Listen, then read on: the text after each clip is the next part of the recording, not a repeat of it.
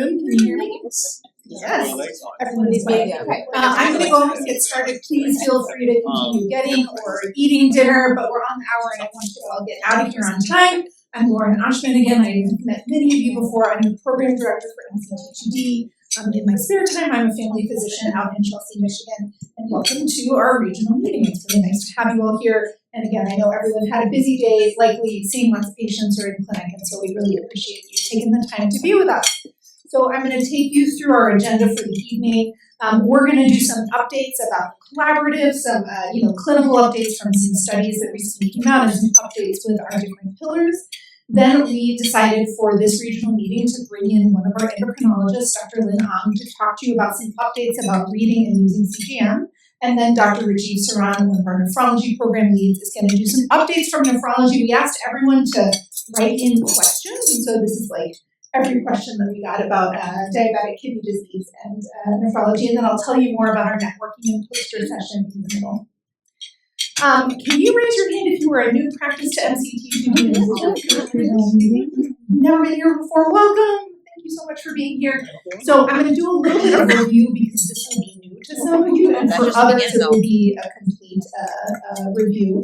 But in 2024, we had another recruitment cycle, and so we added 67 new primary care practices and 3 new endocrinology practices across the state from different physician organizations that we were already working with. And so, for those of you who are new, what is the point of having these regional meetings? We have moved our fall regional meeting to virtual and gotten an agreement that we can do that again next year, because I know the travel is a lot, but once a year, just to bring you all together here in community, to have a moment to talk, to share, to collaborate, to bring your ideas and best practices, to work together, to problem solve, and just to recharge, reconnect, give you some free paperwork, and share and appreciate everything that you're doing for your patients with type 2 diabetes. So we really do appreciate you being here.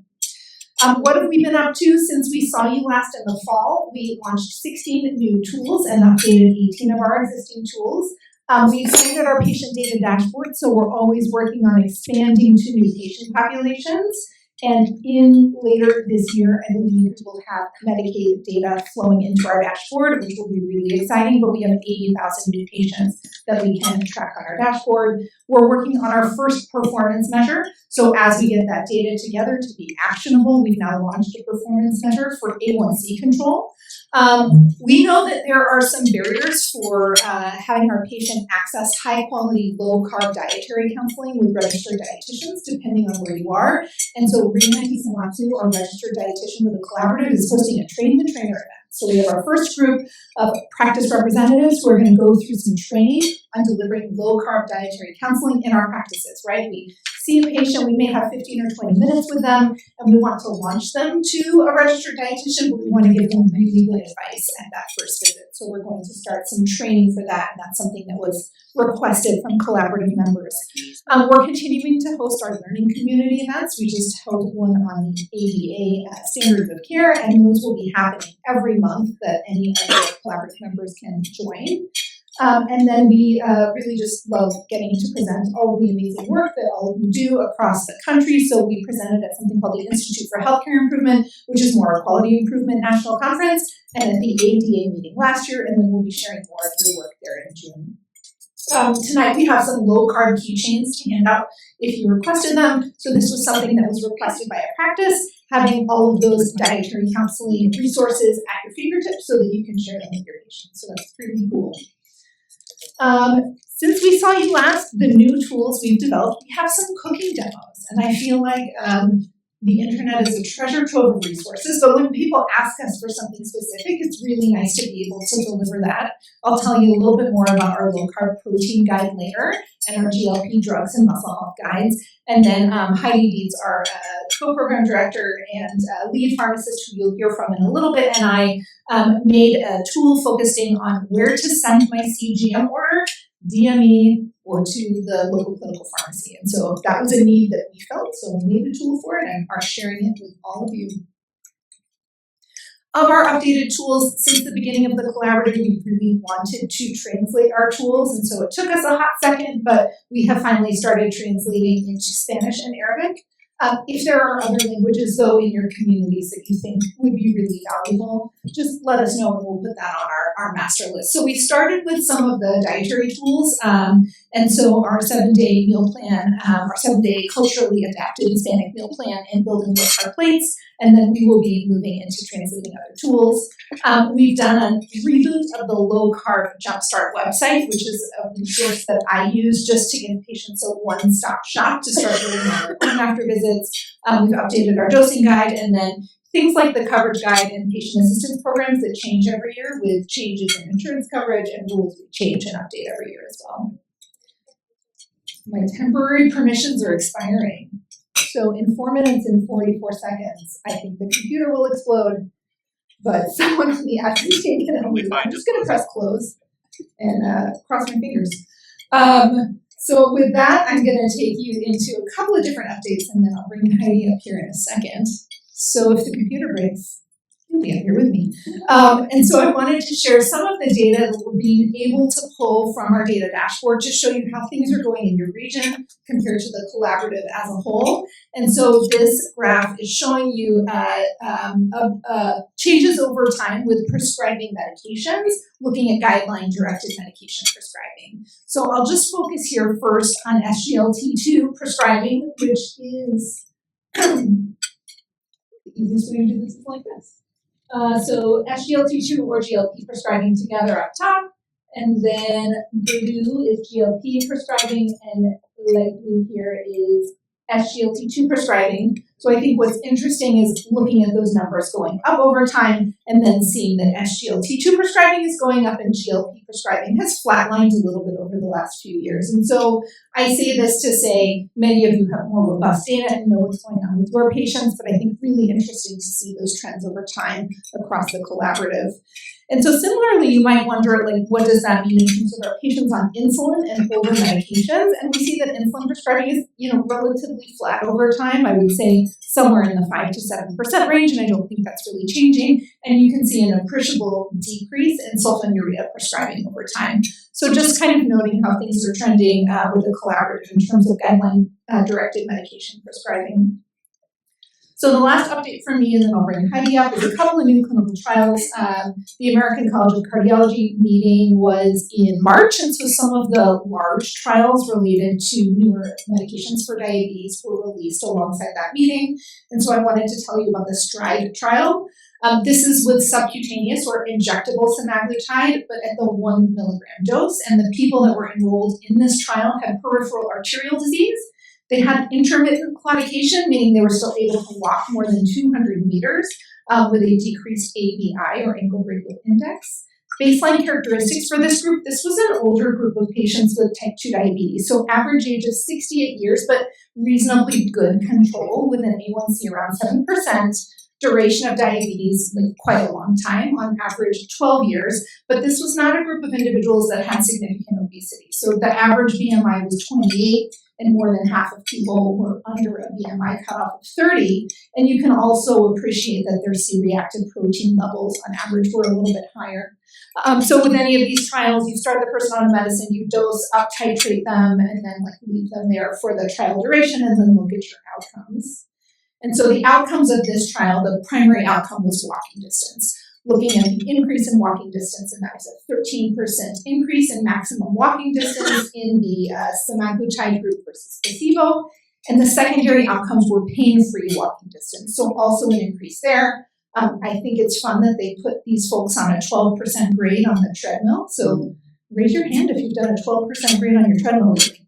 That's like a lot. So that isn't easy for me. And so I love that my patients with peripheral arterial disease are able to do that. And then as you would expect, the A1C for this group improved, and there was a significant but not huge difference in body weight. So as we think about selecting medications and personalizing care, we're thinking about those cardiovascular indications in patients at high risk. And I think as I was speaking with some cardiologists about this, the point that was made is this is the first new medication with data for peripheral arterial disease in years. So there really are not a lot of medications that are indicated for this disease. So it's actually quite exciting in that disease group. So you all are used to hearing from the cardiologists and the nephrologists and the endocrinologists and the allergists. Now you're hearing from the vascular surgeons. that the medication is indicated for your patients with type 2 diabetes and peripheral artery disease, but I think really interesting to know. The other piece I think that's interesting here is that I don't think the weight loss that is making the biggest difference with outcomes here. So there are probably differences in the vasculature and in anti-inflammatory action with some of these medications. And so thinking not necessarily about selling it to the patient in terms of a weight change, but really more in terms of vascular health. Okay, Heidi, ready? We'll see if the computer breaks on you. 2 minutes and 22 seconds left. All right. Can everybody hear me okay? All right. So moving on to another trial involving semaglutide, but this time the oral formulation. So you might recall we had the Pioneer trial several years ago. That was a cardiovascular inferiority trial, so it was just looking for safety, but not looking at efficacy. So now we have the SOUL trial, which is looking at oral semaglutide in patients with type 2 diabetes with some various cardiovascular risk categories. So patients needed to be over the age of 50, have type 2 diabetes, and then have one or more of the following. So coronary artery disease, history of stroke, symptomatic peripheral arterial disease, or chronic kidney disease defined as GFR below 60. When we took a look at the treatment population, on average, age 66, had diabetes for about 12 years. Modest A1C control at 8.0. And then mild obesity, so of 31 BMI. And that last bullet outlines just so you can kind of get an idea of their cardiovascular history. Okay. So the primary outcome was time to first of cardiovascular event. So the three primaries that we typically look at. So death from cardiovascular causes, non-fatal MI, non-fatal stroke. And so this trial demonstrated a 14% reduction in those patients taking oral semaglutide. And so, I think you can also see, as Lauren pointed out in the last study, in this study too, from an A1C and obesity standpoint, not robust measures here, but yet we're getting that cardiovascular protection. And so when I think about applying this to my own patients, I think if I have a person that doesn't need robust A1C lowering, perhaps doesn't have severe obesity, but might be a little hesitant about an injectable GLP, I now can be confident that they're going to get that cardiovascular protection until this time I wasn't confident about. So I think that's where this fits in. We'll move on. The other thing I wanted to point out, you guys hopefully have seen this before, our decision aid that we updated over the summer. So it's circled there on the left-hand side. I haven't yet put the update that now semaglutide oral is also an option for those with established ASCVD. So that'll be occurring in the upcoming weeks. So also speaking of updates, ADA every January we get that big update. And so just wanted to highlight three quick updates, but certainly lots to talk about here. So first, they took a point when we're thinking about that left side of the algorithm and focusing on patients with comorbidities such as chronic kidney disease. They added to the top before we get into therapy with SGLT2s to ensure that patients are maximized on their ACEs and ARBs. So that was an addition this year.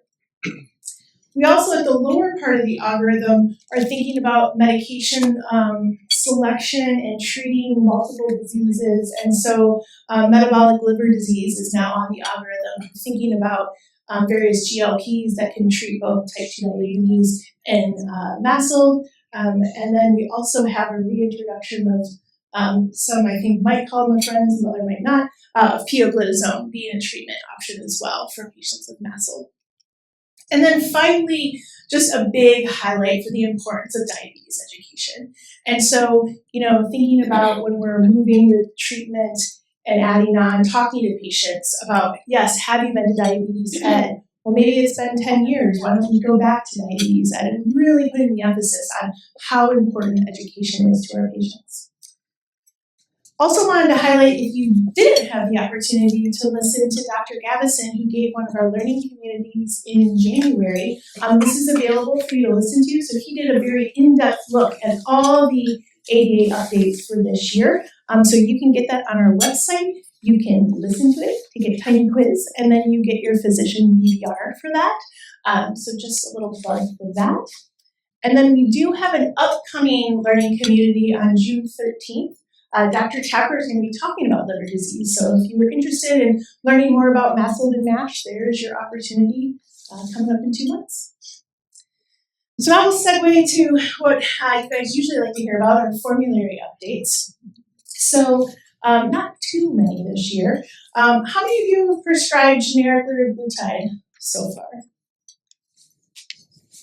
All right. Well, it's been a small hand in all of our other regional meetings. So with that being available, we have seen a lot of plans now put brand Victoza non-formulary.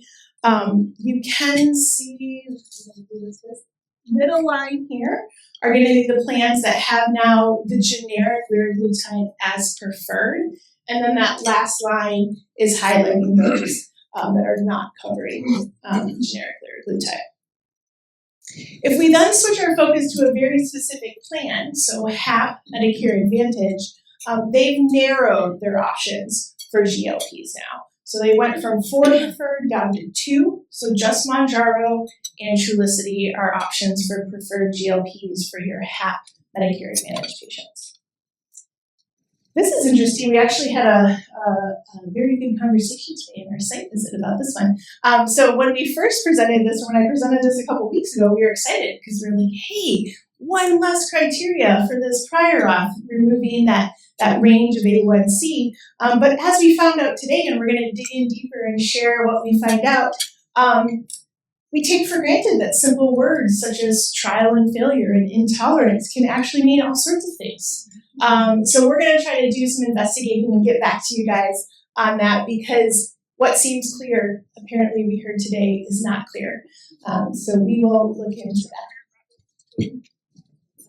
Or talk to the people there, and you have to start writing, and I suspect all of Priority is going to start doing this. If when you send the note, you actually have to make a dot phrase or something that in conjunction with diet and exercise, not achieving. If you don't use those words, if you say diet and exercise have been reduced for the last 5 years, doesn't matter. Okay. You don't use those words, they're not going to do it. I wondered if it was that point of documentation, but then also too, I think when you document in the chart, like specifically trial and failure, and not just like remove it from the med list. So we'll try to get some more clarification on that. Yeah. My experience, you have to be really, really specific on the type of diet and exercise too. You can't just say diet and exercise. You gotta like frequency and what they're doing for that exercise. Okay. All right. Thank you. Well, more to come on this. Right.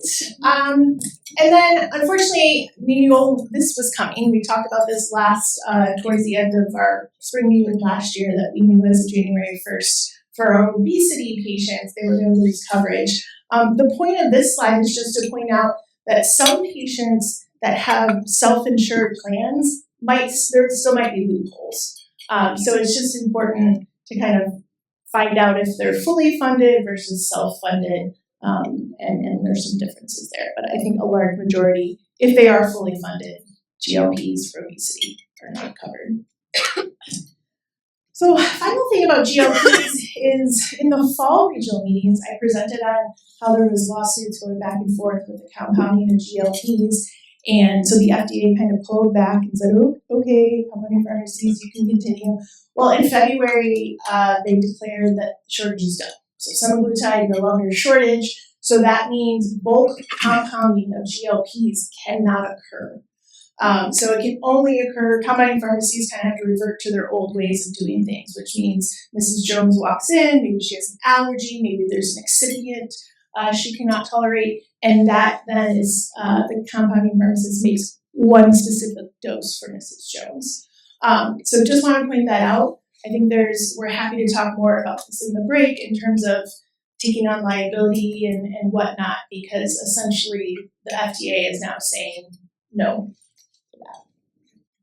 Okay, and Lauren already kind of alluded to this, but I just wanted to point out, I've been taking a moment in every patient that I see who's on a GLP, with the data we have about loss of lean muscle mass, taking this opportunity to talk to our patients about the importance of protein in their diet and resistance exercise. And so we have some handouts that Laura and I worked on with our students to hopefully help you engage in that conversation. We know time is precious, but at least you can hand this to your patients and try to get that very important information out there and ideas for what they can do.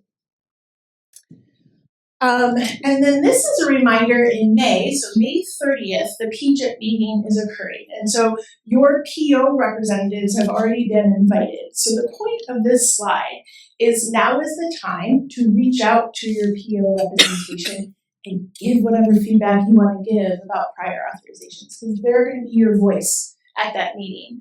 So just wanted to highlight that and seek them out and share what you want them to say. So moving on to one of my favorite things, CGM. So I just want to commend you guys. Look at, you guys are that blue solid line. So you are nice steady rate of increase of use of CGMs. You're one of 2 regions that are above the collaborative average. So congrats on that. So we'll just more and more to come, and just know too that MCT2D is continuing to advocate for broader expansion of coverage. So that will occur. As a reminder, when we had that big win last June with Blue Cross, and we formed this amazing agreement to get those patients that may have lost their CGM coverage because of the rebalancing of coverage. Previously, we had asked you on DME orders to put in the order MCT2D provider. We now have to do dash in the diagnosis code. So just that extra little diagnosis code is really going to help the DMEs with processing and understanding where this is coming from. Also, if you continue to have trouble, so if you send a DME order, now again, I want to emphasize this is commercial Blue Cross, not Medicare Advantage. So commercial Blue Cross has this gold carding in place, meaning they have type 2 diabetes, but they're not on insulin, so this allows them to get a CGM. If there's issues, though, I've run into plenty myself, and Allison Olmsted, the pharmacist for Blue Cross, is fantastic, and she's allowed us to share her email because she's working directly with these DMEs and making sure that education continues to occur so they're not denying our patients that should not be denied. All right, so some CGM news here. So if you haven't heard, just a reminder that the Libre 2 and Libre 3 sensors will be discontinued as of September of this year. They can, so then you're going to need to transfer all your patients over to either Libre 2 Plus or Libre 3 Plus. If the patient is using a reader, that reader, so if they have a Libre 2 reader, that will work with a Libre 2 Plus sensor. And just keep in mind the Libre 2 Plus, well, this is actually going out of the next slide coming, but we'll skip over that 8 hours business here in a second because I have exciting news to share. So the point of this is just to make sure you're aware and start switching patients now. I've already had my patients message me that they're getting letters from the DMs about this. So I've already had a couple portal messages saying, do you know about this? Yes, okay, I'll send you in your new prescription. So just a word there. All right, so some exciting things coming for our Libre patients. So there is a brand new app. It's called Libre by Abbott.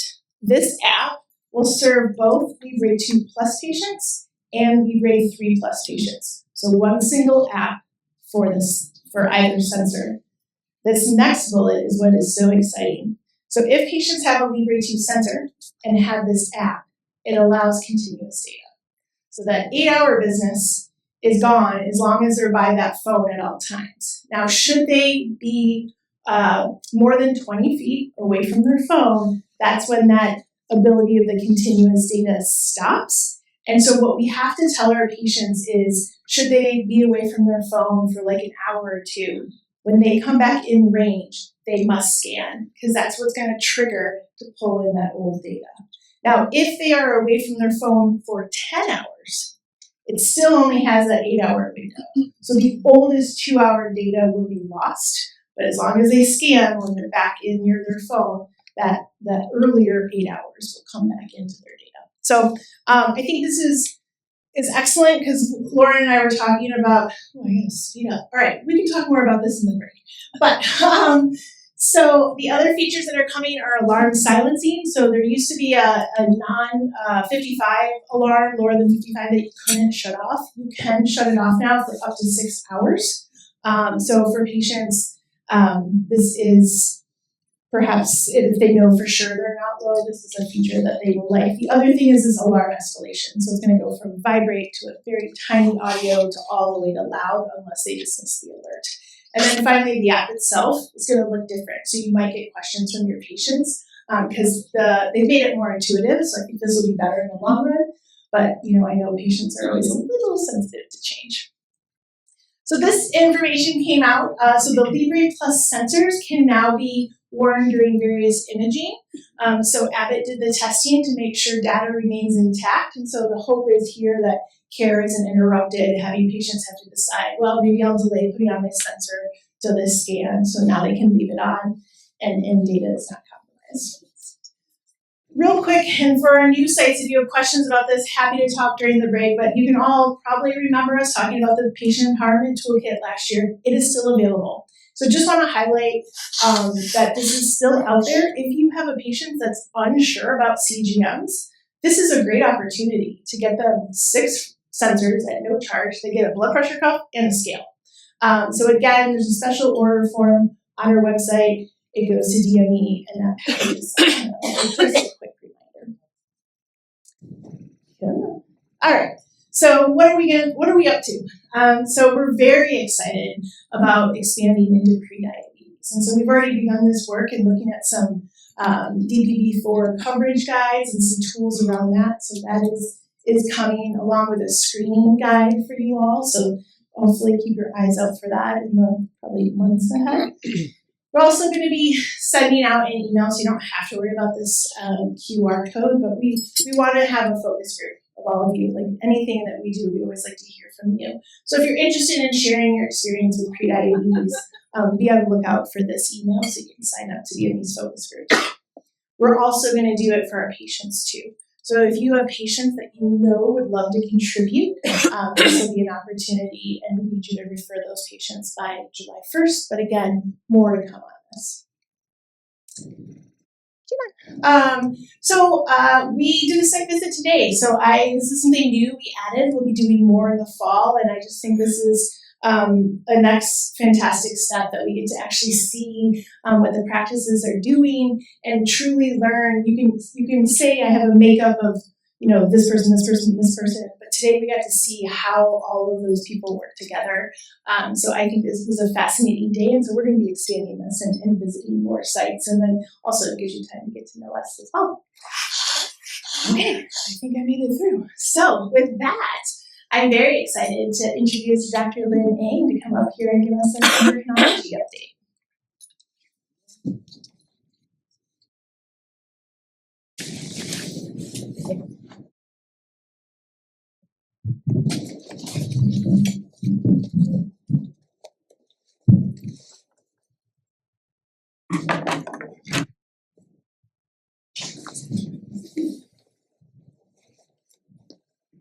Sorry.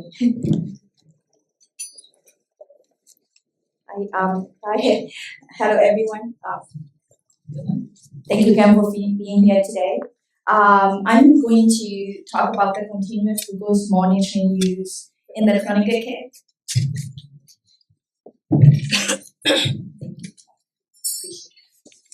So the goal is to provide a clear, a practical approach to understanding CGM reports and using them effectively in the clinical practice.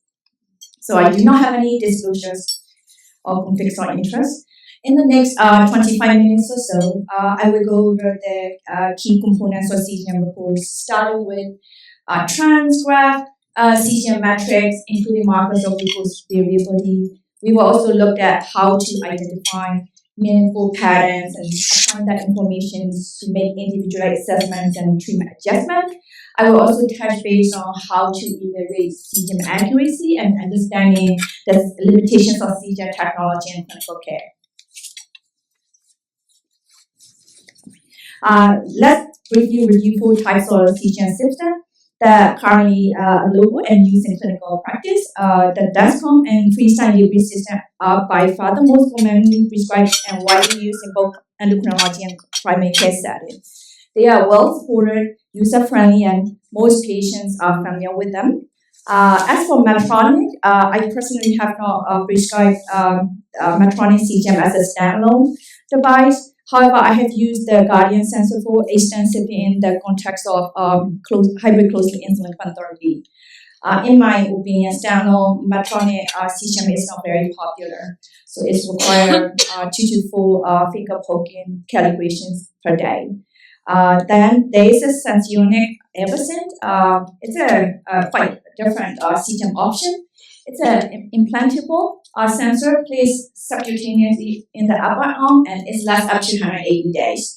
So the ideas of a long-term implantable CGM could be appealing to some of the patients, and I have a few patients ask about it. But if once they hear that they still have to wear this HDNA transmitter piece over the implantable sensor, and then their interest kind of drops. So I think that HDNA component piece is often a deal breaker. Now let's talk about the most common CGM that many of you are likely using in your clinical care. Descom G7 and Freestyle Libre 3 Plus. These are the latest versions of from their respective companies, and Heidi's just mentioned about Libre 3 Plus system. Technology has significantly evolved over the years. In the past, these 2 systems were quite different before Libre 3 was released, but the older generations of Libre system require patients to scan their reader or app in order to see the values. But there's no major differences between functions in between these 2 systems. Both are factory calibrated and approved for non-adjunctive use. Many patients can make treatment decisions without confirmatory finger poking. And both goes to back of the upper arm. Each device has both sensor and transmitter, so making applications and using more simpler for the patients. These are real-time CGM, and the new reading will pop up every 1 to 5 minutes interval. In terms of accuracy, both have similar mean absolute related difference MAR values. We will talk about MAR in detail later in the presentation. MAR is the standard way we measure CGM accuracy. It tells us how close the CGM readings are to lab-based glucose values on average. So the lower the MAR, the more accurate the sensor. We do have lots of evidence supporting the benefits of using personal CGM in management of diabetes. For both type 1 and type 2 diabetes, CGM has shown to lower A1C, improve time in range defined as blood glucose between 70 to 180, reduce hypoglycemia and ER visit. More importantly, it significantly improves the quality of life in people with diabetes. So now move on to CGM accessing and reviewing. But I do not wish to spend too much time on how to access the CGM data, and we do a lot of materials on MCT2D website for this. But in short, each system has their own software platform. For Libre Freestyle, it is Libre View, and that's going to use Clarity, and Medtronic is Caling. For Eversense system, it uses Eversense DMS Pro. To access patient CGM data, you first need to create a practice account on the corresponding platform, and then link that with your patient's account. Alternatively, if you're not tech savvy or if setting up accounts and linking them feel like too time consuming, you can simply ask the patients to generate a PDF report from their device and share them with you, and that's kind of the most simplest way. We do have a couple of survey questions. I don't think the pool is working, so you can raise your hands to yes to those questions that will be raised. The first question says, does your practice have an account with either Libre or Descom to put these report? If you could raise your hand. Thank you. That's great. Thank you. That's a lot. It's kind of similar to other regions that we also do. Second one is, do you have a process to get these reports to the provider ahead of the patient visit? You could raise your hands. A lot less than the first question. So it's kind of similar pattern that we have seen in the other regions as well. So one of the collaborative goals as a main step of MCT2D is to improve CGM data access and integration into workflow. We are setting up EMR work group and focusing on disseminating best practices across the site. So we will be sure to update you as these efforts are moving forward. So now let's start with this sample CGM report. First, I always make sure that I'm looking at the right patient and the right time. Next, I usually check the sensor usage to make sure the patient is wearing CGM consistently. I like to see about 70 or 75% or more. Then I review the average glucose and glycemic management indicator GMI as a quick snapshot of overall glucose control before diving into details. We will get also more into GMI later in the talk as well. So it is important to pay attention to average glucose on the CGM report because it provides valuable insights and correlates closely with A1C. For example, hemoglobin A1C saw 7%, roughly translated to average glucose of 154. That being said, hemoglobin A1C's targets always should be integrated based on patients' age and their health status and also risk of hypoglycemia. In younger adult patients, we often aim target of A1C less than 7 or even tighter, even as long as they don't have a lot of low glucose. But in contrast, for older adults, with a lot of medical problems or higher risk of hypoglycemia, more relaxed goals of hemoglobin A1Cs between 7.5 to 8% may be safer. That's kind of corresponding to average glucose of 183. So now let's talk about glucose management indicator GMI. It's kind of a new term for estimating A1C from CGM. It's used to be called like EA1C in the past, but it's kind of confused people a lot with the traditional hemoglobin A1C that we've been using for decades. So that's why they changed the GMI. So average glucose is also closely correlated with GMI.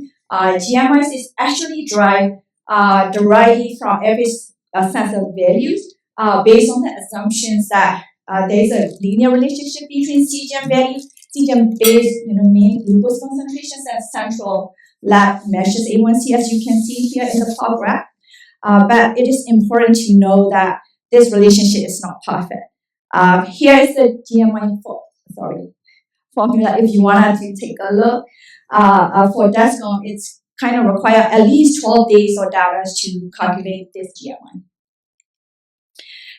You might be asked, why are my A1C and GMI different? So I usually tell my patient that GMI gives an estimate of what your hemoglobin A1C might be based on every CGM glucose values over past 14 days or more. However, your lab A1C may be higher or lower or even similar to GMI. Here are the reasons. So GMI is based on interstitial glucose reading just under the skin, collected every 1 to 5 minutes interval by the CGM. Hemoglobin A1C, in the other hand, reflects the average amount of glucose that attached to red blood cells over past 120 days. So each person's body handles this also a bit differently. Red blood cells may live longer or shorter, depending on individuals and also certain medical conditions. So even if two people have the same average glucose or GMI, their lab A1C values may not be identical.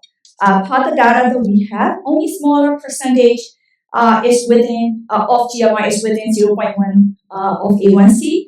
72% is about 0.5 and 97 is like plus or minus 1. So I usually tell them in general like 0.5% variation between these values. But it is also important to know that having recent medical events or lifestyle changes can impact GMI more than A1C. For example, if patients having COPD exacerbations or transplant rejection, requiring like hydrosteroid, or having viral infections, or even going on vacations where patients may be outside their usual routine. So all of these can affect temporary fluctuations in glucose level that can quickly captured by CGM, and it will be reflected in GMI. So in contrast, hemoglobin A1C reflects a longer time average, so it may not show these recent changes as clearly in CGM. So you might see a wider gap between GMI and A1C during these periods. Now let's talk about other key CGM metrics. These are time in range, time below range, and time above range. These give us a much better picture of day-to-day features of glucose control. So time in range is defined as the percentage of time the glucose between 72 and 80.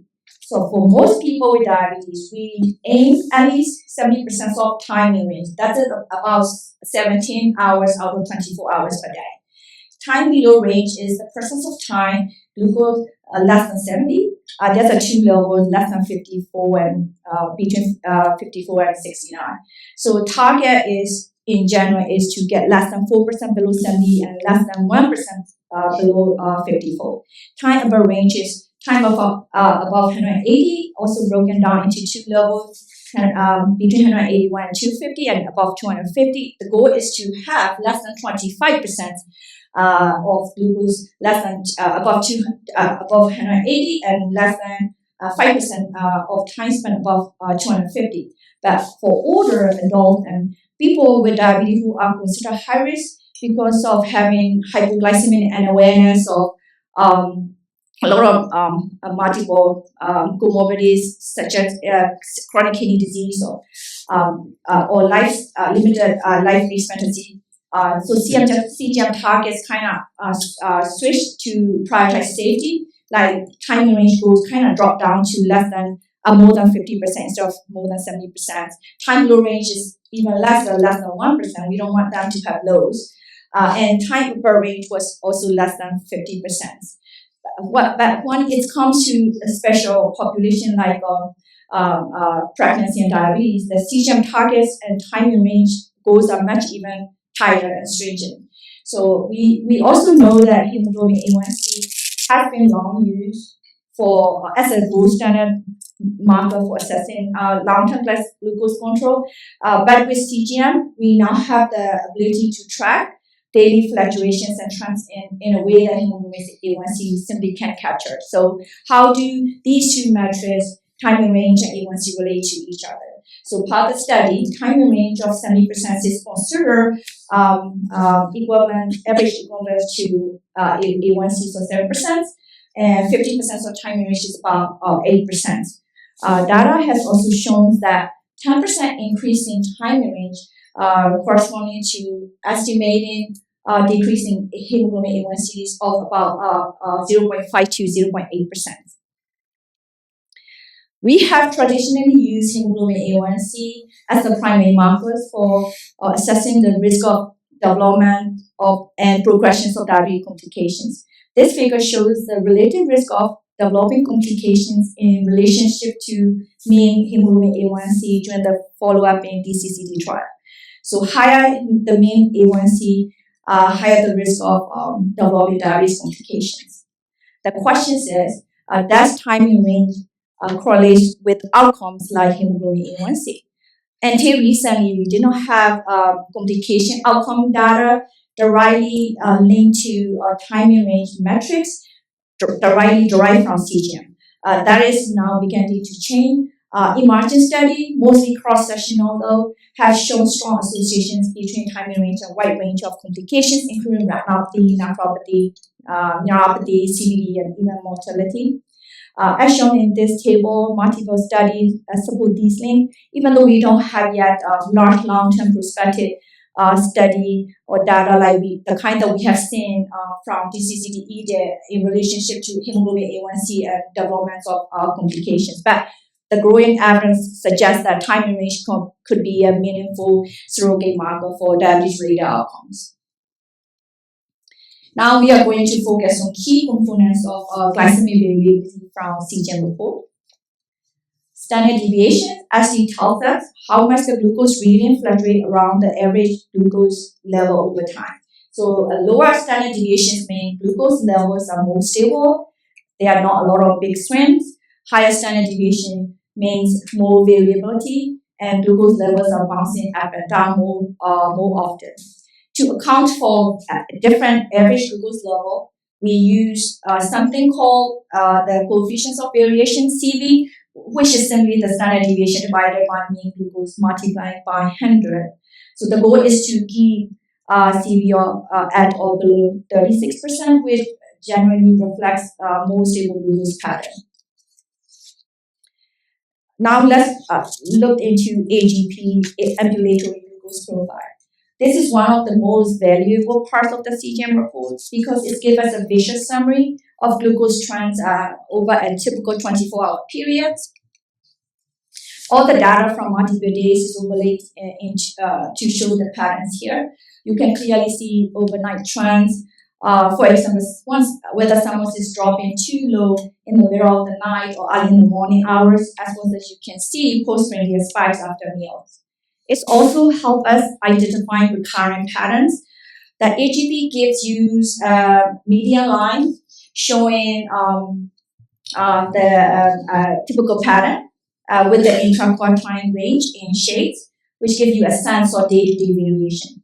So altogether, this provides a big picture that supports individual like treatment decision, like adjusting meal time or insulin dosing or identifying times of day where most force is needed. We can also take a closer look at the specific day-to-day data. This can be very valuable when trying to understand what is driving certain glucose patterns. So if patients are weighing and asking them to keep a brief record of their food intake, activity, and insulin dosing can be especially helpful. I usually review these data together with the patients, look at the trends and discuss them, make some suggestions based on those, whether it is like adjusting insulin dose or timing of the dose, or identifying how certain meals or activities are affecting glucose level and patterns. So pulling all information together, I like to discuss a clinical case. 64 years old man with type 2, 25-year history of type 2 diabetes with moderate albuminuria and pancreatitis, presented for follow-up. He was taking metformin 1,000 milligram daily, empagliflozin 25 milligram, insulin glargine at 30 units at night, aspirin 10 units with each meal. So if you look at the CGM report and time range in green, you will see like 68%. So it's kind of close to the target that we wanted to have. But if you look at lows, also 5%, it's not too bad. It's just, about 1%, whatever recommendations are. But I like to see less as much as possible. 0 is the better, and also when you look at AGP, you can clearly see patients having fasting hypoglycemia and highs after eating a lunch, especially in the afternoon. So based on that, I will make some reductions on glargine by about 10 to 15% to reduce fasting hypoglycemia, and I might increase insulin aspirin at lunchtime, or also suggest the patients to have a little bit less carb at lunchtime. So having access to this data and being able to see the trend and interpret it with confidence allows provider to make the targeted adjustments to their regimen. So another point that I also like to mention is by preventing or minimizing the lows, like time below range, we often see increase in time in range and reductions in time below above range. That is because patients tend to overcorrect after a low, so which drives glucose too high. So avoiding these low help reduce rebound hyperglycemia as well. Another comment that you will likely hear from your patients is my sensor efficacy numbers don't match. So this kind of often leads to questions about CGM accuracy. So MER is a key measure of CGM accuracy. The formula for MER seems complicated, but it's actually pretty straightforward. you take the absolute difference between CGM readings and the reference value, usually from lab or finger stick, and then divide that by the reference value to get a relative difference. So in simpler terms, MARS tell you on average how far off the CGM is from your actual blood glucose measurement, expressed as a percentage. So lower MARS mean better accuracy. As you can see, different devices have slightly different MARS. For example, MARS of 9% means that on average, the CGM values are within 9% of the lab values. Most CGM systems, like Desmond G7 and LiveV3, had MARS values around 8%, which is considered very, very accurate and sufficient for making insulin dosing decision without confirmatory finger checking. MARS is not just one fixed value. It also depends on day of the sensor, locations of the sensor, and also higher or lower glucose range. So this is a report from Medtronic sensor in adults wearing their CGM in arms. As you can see, MARS values are a bit different with different glucose ranges. It can also vary depending on the day of the sensor wear. In general, accuracy tends to improve after first 24 hours of sensor insertion. Typically, MARS is a bit higher on day one, then stabilize and improve over the following days. And then accuracy may start to decline again towards the end of the sensor wear period because the sensor performance kind of tapers off. So this is a data from this G7 15 days device, which was just recently come up. As you can see, MARS varies between 7.3 and 8.9%, with average of 8%, stay within 20% differences between these values. So they are pretty accurate and sufficient for insulin dosing decision. It is important to explain to patients that a finger stick meter measures the glucose directly from bloodstream, while CGM measures glucose in the interstitial fluid, the fluid between the cells. So because of that, CGM readings often lag behind blood glucose, especially during the time that glucose levels are changing very rapidly, like after you eat or exercising. So one helpful way to think of is as of a roller coaster. So the front car is considered blood glucose, and the blood car is sensor glucose. When you are going up, the blood glucose is ahead of the sensor glucose. When you're going down, the blood glucose is dropping faster than and ends up lower than the sensor glucose that is still catching up.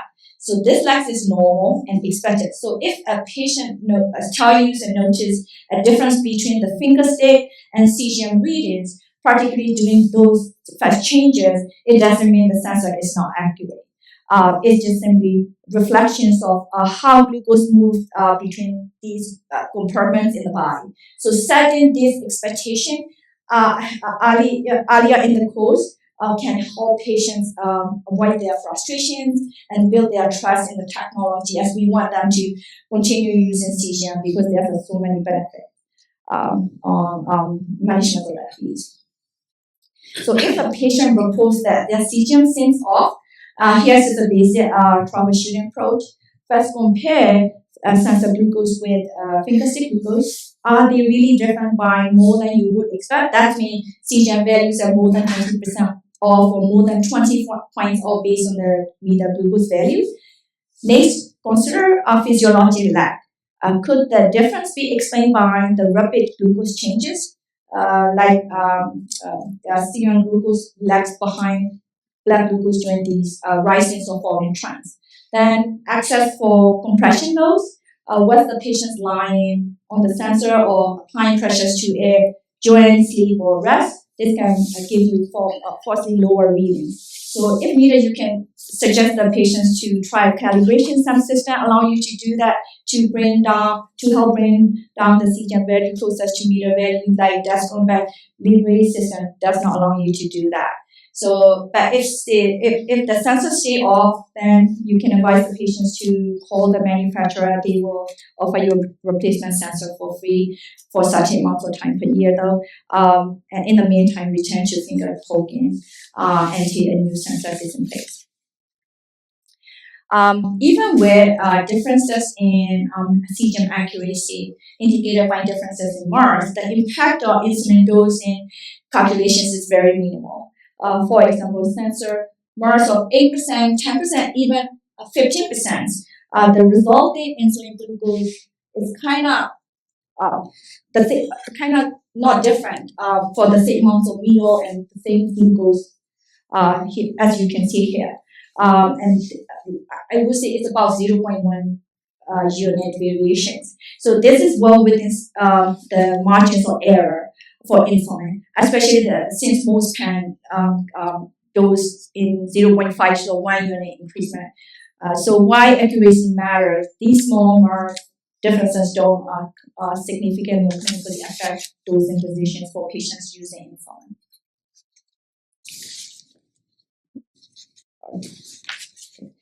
We also need to watch out for things that can throw off sensor reading. Certain medications and substances can interfere with CGM sensor. Here's a quick overview in the table. The most common ones in real world use are acetaminophen and vitamin C. For example, high-dose acetaminophen over 4 grams per day can falsely elevate readings on desktop sensor, and even smaller dose can throw off Medtronic Guardian sensor. With UV sensor, high-dose vitamin C can cause falsely high glucose readings. So it's always worth checking what medications or supplements that patients is taking if their readings don't match what they expect. Another valuable tool for patients is looking at the trend arrows. These arrows show not only the directions of glucose change, like rising, falling, or stable, but also how quickly they are changing. So it gives us real-time estimates of how much the glucose may change in the next 15 to 30 minutes. So this helps patients make smarter and more timely decisions about insulin and food. For example, let's say a patient has glucose of 100 and there is a single arrow pointing down.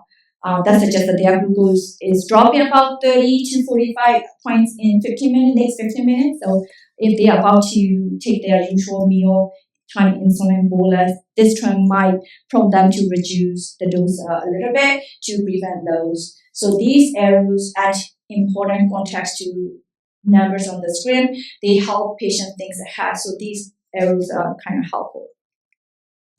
So this slide just to provide additional resources for you to review, including information on insurance coverage, training materials, and guidelines and other helpful references. Please feel free to take a look if you're interested. And that is all from me today. And thank you so much for attending the meeting after such a busy day. And I think I have a few minutes left, so I'm happy to take questions if you have them.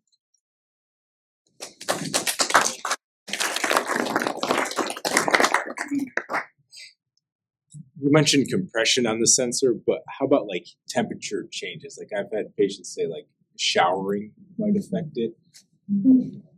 Well, I mean, you can wear the sensor during the shower. You don't have to take it.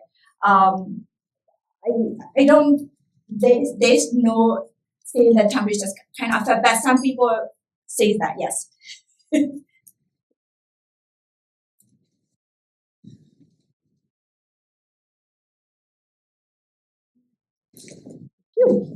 If there are more questions, I'd be here. our whole team will be here, and I want to transition us towards our break. And just appreciate you because you've all been sitting for a long time, and we gave you food. So we're going to give you some ice cream to wake you up for the last half hour.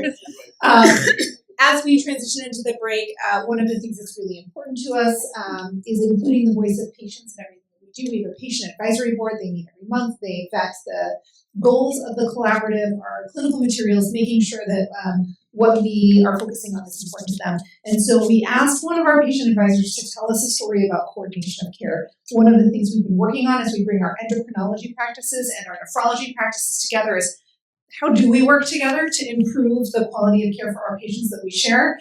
And so Linda is one of our patient advisory members, and she's going to tell you a little bit about her story, and then I'll transition us to break. Linda Fidalka. I'm currently living in northern Michigan. In my other life, I was a high school English teacher.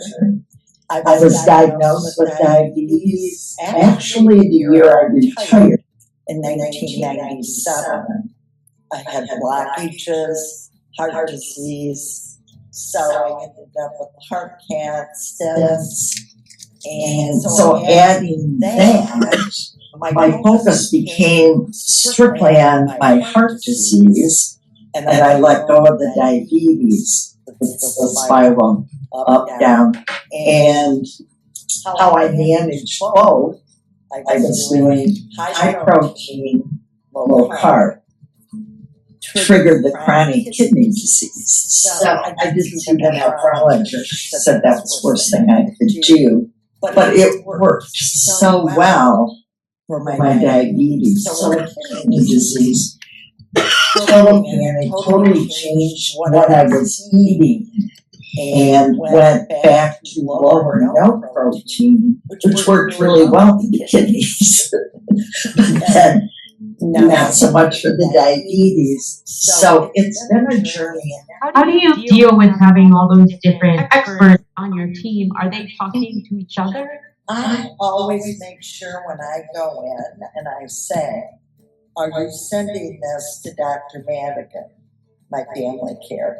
They always say yes, but according to her, some are better than others about giving her the information. I know she and my cardiologist, they have talked because they have had disagreements over a certain medication, so they communicate. I think it's so important that they do. It's important for me to know they're talking. It's important for me to know they agree or disagree and why. I'd like to know, why do you think this isn't good? Why do you think it's good? Because that happens. I like the idea that I can get a printed copy of our visit so that I can use it as a basis to discuss my visit with my doctor, who's managing everything. If I have a really good family doctor and she's able to manage most of what I face, and then have a visit with the cardiologist, a visit with the ophthalmologist, with the nephrologist, with the surgeons, whoever I'm having to see, that works best for me because of all that. I tell my doctor I'm most happy when she allows me to be an active participant in what I'm doing. She's very good at letting me be a full partner. And I love information. I mean, she's straightforward. I can ask her anything. She's not insulted. If she doesn't know, she will say, I think it's time we talk to so-and-so. And I totally appreciate that. So you can tell Linda is a school teacher, right? She loves information. But the thing that I think is really special about what she said is how much she appreciates being a key partner in her own care. If you represent a primary care practice, please raise your hands. Then pat yourself on the back. Again, it's really wonderful. And I hope someone has said thank you to you today, but if not, it really is wonderful to see how much our patients appreciate everything that you all do. And I hate it when patients say total panic. I never want a patient to say to me, I was in a total panic, but, and I've asked all of our nephrologists, what do nephrologists hate about protein? Why is it so bad? And they have assured me that probably whatever Linda was doing was okay for her kidneys. Like there's a wide breadth of protein that the kidneys can manage. But I think from our patient perspective, when your specialist says something, you take that to heart. And so knowing that she was able to negotiate with that with the rest of her team is really important, and that we can work better together to support our patients. So with that, I'm going to transition us into break. Press more buttons here. And I'm going to give you about a half hour. What we had hoped to do is to give you time to network. And so you can take a break, answer some phone calls, get some ice cream, in order to share what we've been doing in coordination of care. We asked our endocrinology practice to find one primary practice nearby them and to just choose a project, something that would improve the quality of care. And so those posters displaying what those practices have done are over in the other room. Is Dr. Collins here or someone from her practice? Hi, Dr. Collins. So we have asked our endocrinology practice, Dr. Collins, who is in the room tonight, to maybe hang out by your poster for a little bit of the time in case patients, all of us are patients at some point or another, in case any of the rest of you have questions. And if you enjoy meeting other people, we have an MCT2D connection activity. And if you don't like activities, it's optional and you don't have to talk to anybody. But I have an Amazon gift card, a $50 Amazon gift card. And if you would like to be in a raffle for such a gift card, then go meet some other people. And I'm going to ask you to answer these questions. Which poster did you find most interesting? Which one would you want to potentially incorporate or you think could be easy to incorporate in your practice? And then meet some other folks with different roles than you in other practices. Number 6 says, take a picture of you and a new friend and send it to me. I'll give you a pass. You can do that if you want to, but it's okay. And then I'm going to show you different badge colors. So if you want to meet somebody with a different role, your badges have different roles on them. So with those instructions, please do circulate and take a look at the posters. All of our tools that we brought for you are in the next room. The ice cream is outside, and we will meet you back here at around about 7:25 or 7:30. All right.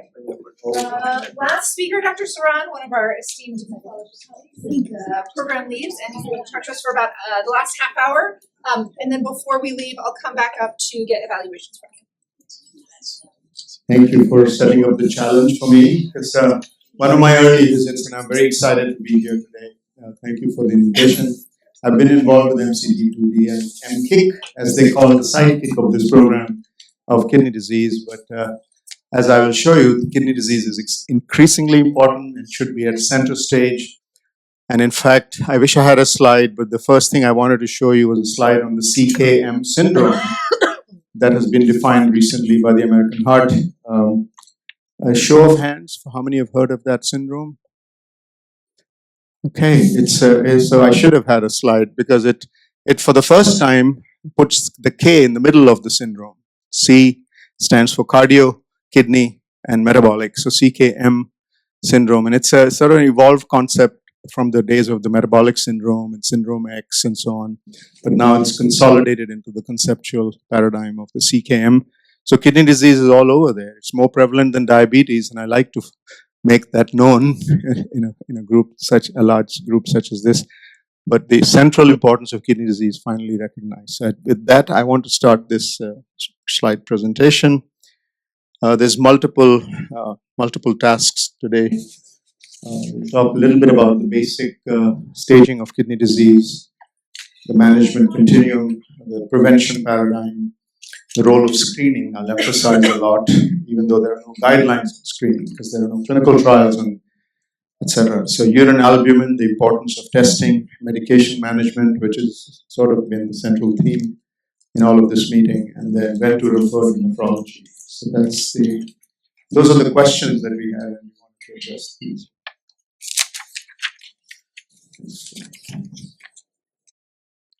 So I do want to start with a very basic slide, which I added. Due apologies, because I was not supposed to have this slide on. But once I asked a group of nephrologists what was the definition of kidney disease, and none of them could define kidney disease.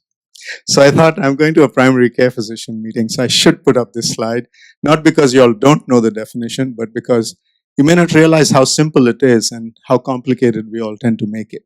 So it's merely defined qualitatively as abnormalities of kidney structure or function that have been present for at least 3 months with implications for health. Any abnormality, structural or functional. And of course, it's the staging system based on the EGFR, and the glomerular filtration rate is a concept that has been touted for a long time. And most of nephrology has been thinking of GFR as though there's nothing else that the kidney does but filter blood. There's many other functions, and that's another day's story. And it's very highly prevalent. Approximately 40 million adults were estimated based on the National Health and Nutrition Examination Survey. So more than 1 in 7 US adults nearly 15%, although the current, with the new formula, it's closer to 14.6, so it's a little bit less. And approximately 1 in 3 adults with diabetes tend to develop chronic kidney disease as well. So very, very common problem. Awareness is low. Only 1 in 10 people in the country that have kidney disease know that they have it. And that's unfortunate because if it was diagnosed or detected or the person informed that they had even early kidney disease, they could do something about it and prevent its complications. Because it's one of the most devastating complications in diabetes. And it's the part of the continuum. Cardiovascular disease and kidney disease are the most common and related complications. So this slide shows you the awareness levels that go up with lower GFR. The awareness in the lower stages or higher severity of kidney disease is pretty high, but still only about 50% of people that have advanced kidney disease know it. The other 50% don't know they have it till they land up at the ER or they die without receiving therapy for end stage or advanced kidney disease. Very unfortunate situation. And it's primarily because early detection has sort of been a distant dream for most of the community. We are not testing early enough. We think that kidney disease happens when GFR drops below 60 or when there's at least the middle range of albuminuria called the microalbumin range, the A2 as per the modern classification of albuminuria. And so folks at risk beyond diabetes are not being tested. So more than half the population that has kidney disease not even being tested for it. So this diagram here shows a conceptual framework for prevention of kidney disease. And of course, screening starts, so at-risk patient needs to be detected. So diabetes, of course, this box is currently full of diabetes, but there's many, many other risk factors that are ignored, leading to kidney damage. That's where some of the kidney disease is detected. But usually it's detected here when there's already decrement in GFR. So there's a window of opportunity that's missed regularly. There's albuminuria, there's small amounts of albuminuria, or the GFR is dropping from 80, which was normal for this person, to down to 60, but it's still in the upper ranges, so it's ignored for that period of time. Till somebody says, oh, your GFR is already 40% down from what is normal, and say, why? When did I lose that 40% kidney function? If this was my heart, we would be crying out loud, or we would be getting angina and coming to attention sooner, but the kidneys are a silent spectator. So primary care physicians are, detecting or should be detecting kidney disease early at this stage, or at the most very, very early evidence of kidney damage, ideally. And then a lot of actions can be taken at the patient level without medications, just simply by avoiding nephrotoxins, controlling blood pressure, controlling glucose, all the good things that we are doing, and adherence to diet and exercise. This represents the foundation of care, and I think we keep talking about medications, but we forget the foundation. We talk about pillars of therapy, but we forget the foundation. It's a very important aspect. So this is a conceptual framework that was put up in 2002, actually, and again called for in 2012. So albuminuria, easy to understand concept. There's a filter, the kidney basement membrane, podocytes on the other side, on the urine side, endothelial cells on the inside of the capillaries. And this triple layer is a good, very good filter. Normally it doesn't allow albumin to pass through, but in disease states where the barrier is disrupted or the anion, the charge changes, filters out albumin under certain circumstances, diabetes being the main one. And here is a chart showing the heat map that KDIGO, the kidney disease improving global outcomes paradigm. I think we need to just carry this in our heads. It's hard to remember all the cells, but basically it's a 6x3 cross tabulation of eGFR stages that you're very familiar with. The community is very familiar with these stages now. Less than 15 being kidney failure. And the spectrum, stage 3 was divided into A and B in 2012 in the last set of KDIGO guidelines with mild to moderately decreased and moderate to severely decreased eGFR. This was a wide stage of 60, 30 ml, and so it was divided into categories of 15 each to be consistent with all the others except G2 and G1. These are the glomerular. So this is the GA. C stands for the cause of kidney disease. We often forget about that. It's the G and A, the glomerular filtration rate, and the A, albuminuria levels. Notice that the term microalbuminuria is not being used here. It's just albuminuria. Either it's in the normal or mildly decreased or mildly increased range from 10 to 30 and 30 to 300, more than 300 and so on. And the color coding here is based on the risk of end-stage kidney disease, cardiovascular disease, acute kidney injury, and progression to end-stage or progression of kidney disease or death even. So albuminuria is a very strong marker of multiple outcomes, not just kidney disease, but cardiovascular severity and propensity. It's better than a cholesterol to predict cardiovascular risk and many other complications that I've listed here. So usually you need this is a cartoon that my friend Mike Hung, he likes this. You're in for a real treat.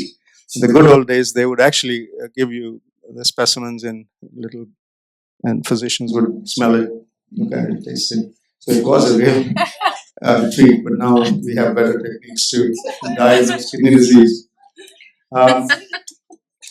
So albuminuria can be detected by a dipstick, but dipstick is again relatively crude, it's operator dependent, and tells you more about protein unless you have specific dipsticks for albumin.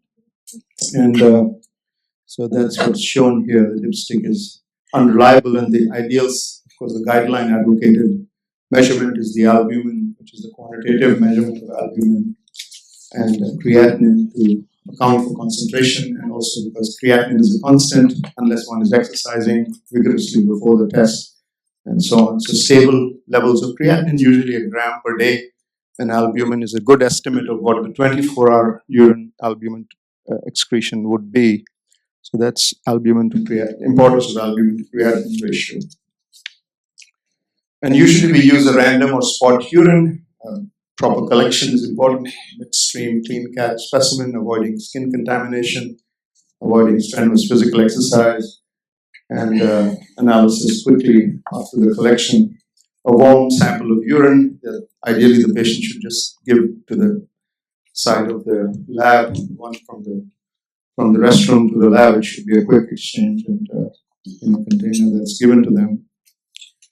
When I went to the VA first time, they checked it under observation, so they actually kept an eye on what I was doing inside, making sure that I was collecting urine, not something else for a drug test. So that's another story. But how do I interpret urine albumin results compared to a dipstick? And this chart tries to explain it. Dipstick negative does not necessarily mean that 1 plus might actually mean quite a bit of albumin in the urine. 1 plus or higher could mean higher degree. So it's a relatively insensitive method, and therefore it could be done in the field or in countries where albumin to creatinine ratio, locations where it's not available. Remembering that there are important caveats to its interpretation listed here. There can be intra-individual variations.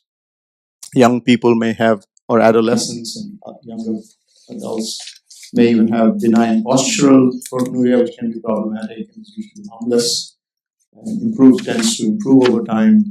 Exercise has been mentioned as a confounder, can transiently increase albuminuria. And hematuria, of course, it will be obvious that the patient has blood, but blood-containing urine can come back positive for albumin as well, or protein. So there are some common misconceptions, and I think this is worth spending some time, that if a patient is already receiving blood pressure medicines, especially an ACE or an ARB, is there a need to monitor, test for urine albumin? One would say that it's still helpful, especially because albumin is not just diagnostic, it's a prognostic indicator and also guides therapy to decrease the levels of albumin over time. So it's helpful to see which way, what the directionality and the magnitude is. One can titrate meds and one can add other meds if there is persistent or increasing albuminuria. and these are listed here. So urine analysis may be negative for a dipstick. So is there any need to quantify further? Yes, there is. Because as I've shown you in the previous slide, the albumin to creatinine is the more sensitive test than a dipstick. And one can have significant, important levels of albuminuria without dipstick being positive. Urine albumin testing is only relevant in diabetic kidney disease is another misconception, but it's well known now that albuminuria can develop in any form of kidney disease and has similar prognostic implications as a non-diabetic setting. So hypertension is the other big condition. In fact, hypertension is the commonest non-communicable disease on a global scale. And if somebody has hypertension, it's worthwhile checking their urine for albumin to creatinine ratio, especially if the blood pressure is not well controlled, which could mean that they have underlying kidney disease or they may indeed have early kidney disease. And hypertension is a hallmark of kidney disease, and it's harder to control in the presence of, has a bidirectional relationship with kidney disease. Hypertension leading to kidney disease and kidney disease to more hypertension. And is it the same? Is albumin the same as urine protein to creatinine ratio? Yes and no. I mean, most of my older colleagues, older than me, that is, still do protein to creatinine ratio, but increasingly we are changing over to albumin to creatinine ratio under most clinical circumstances. And certainly UACR, urine albumin to creatinine ratio, is the HEDIS directed quality metric, so that's what we need to do. Therapeutic implications of albuminuria I've alluded to. Increasing albuminuria obviously associated with not just worsening kidney disease, but AKI, predisposition to AKI, cardiovascular events, mortality, and just progression of CKD.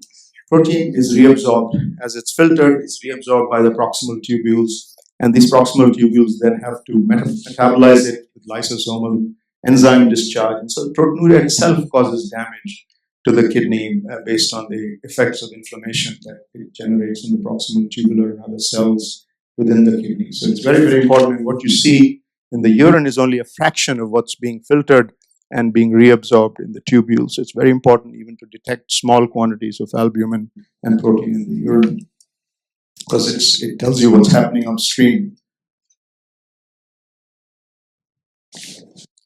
How often should it be checked?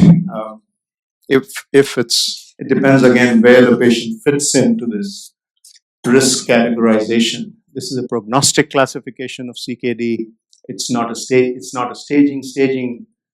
The staging of glomerular filtration and albuminuria. This is the prognostic grid, and therefore, if the patient is in the more severe stages, they need to be monitored more frequently. Sometimes 3 monthly, sometimes 6 monthly. Usually, not more than 3 monthly on average for albuminuria, unless they are overtly nephrotic and you're trying to manage that acutely, which is rare in primary care, I guess. Next slide moves on to the impact of SGLT2 inhibitors, which now more and more people are familiar with and are using in clinical practice in the diabetes setting. Kidney function initially tends to drop, and you may have seen this kind of graphic. And if you were not to treat with SGLT2, the function might stay stable or decrease relatively less. But if kidney disease is progressing, as shown in the green line here, and now the patient is on an SGLT2 inhibitor, in this case empagliflozin, that the GFR then stabilizes after the initial drop. And one would not expect it to decline as it would have given the natural history without treatment, specific treatment. So it's just conceptual diagram showing what happens. But hopefully the GFR doesn't drop more than 10 to 20%. If it does, then you have to back off from the drug and think of why it might be happening. If there's some further progression or if there's acute pre-renal reasons or other causes for acute decline in kidney function. So expecting a 10 to 20% fall, no more. Rarely it falls more than 30%, but then you can sometimes observe if you're watching them frequently, but more often than not, you'd have to either stop temporarily or reduce the dose and then repeat testing and restart either the same drug or some other drug at different dosage. So here's similar to SGLT2, ACE and ARB. Again, it sort of behaves similarly. the top diagram here, this graphic, sorry, here shows that how the normal GFR declines with age. This is the 45 years of age, I guess, roughly 40 to 45 or 50 in some individuals, where aging determined decline in kidney function is occurring, and you stay away from end-stage kidney disease or aim for dialysis, although everybody was to live to 120, most people would develop end-stage kidney disease, but that's not the problem here. So, next slide. If you have CKD of any etiology, and this is an exaggeration, not every CKD behaves like this, but if it did, that's what would happen, and one would reach ESKD. But if you add appropriate medications or adequate treatment, lifestyle modification in addition to medications, you can slow down the rate of decline. I guess this is just saying the same thing. The green line, you transfer them from orange to green trajectory and gain some benefit in terms of time. This time I'm going through the slides faster. So yesterday we had a problem.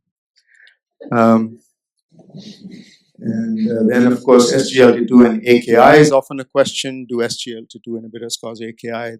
They can, but rarely. And again, one has to watch not be in a dehydrated state while you're starting somebody.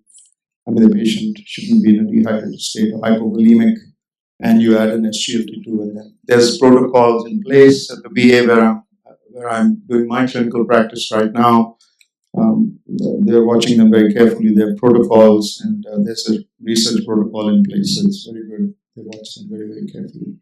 But that's not routine. And but can you use them in a patient with history of AKI? For sure. I mean, AKI is one of the common causes of subsequent CKD. So if you want to prevent future decline of kidney function, SGLT2 inhibitors is a good drug to use, and past history of AKI should not be a contraindication.